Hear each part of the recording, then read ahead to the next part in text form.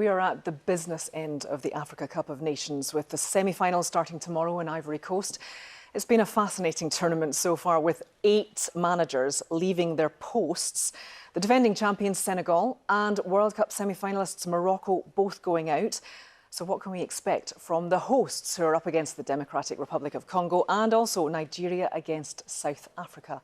Well, our world football reporter, John Bennett, is in Abidjan for us.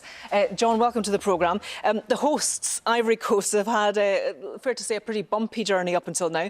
How do you think they're going to do against DR Congo? It's so difficult to predict. You're right to say it's been a bumpy journey. So let's recap. Almost went out in the group stage. Then they were minutes away from going out in the last 16.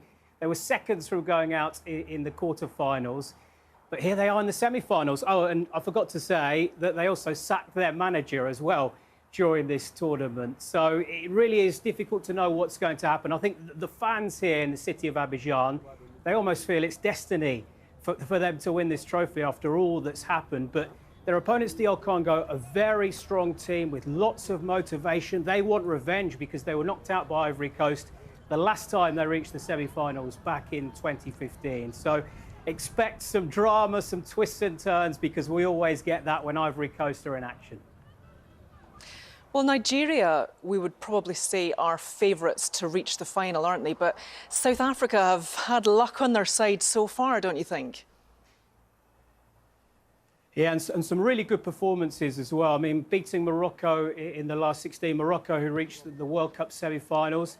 Then the luck you mentioned, perhaps, in the penalty shootout in the last round when they beat Cape Verde, although their goalkeeper was in fantastic form. Ronwen Williams making 4 saves in the penalty shootout. That is unheard of. So now they're up against Nigeria, and you're right, Nigeria are the favourites, particularly after the good news they've had today. Victor Osimhen is their star striker, and he was suffering from illness over the last 48 hours. But the news we've just heard from the Nigeria camp is that he's fit and ready to play in the semi-final against South Africa. He's even trained fully with the team today. That is huge because Victor Osimhen, star striker, African Footballer of the Year, only scored 1 goal so far in this tournament, but his pressing, his work rate is so important for the Super Eagles. So I think Nigeria start as favourites, but the way South Africa have played, you can never write them off in this tournament.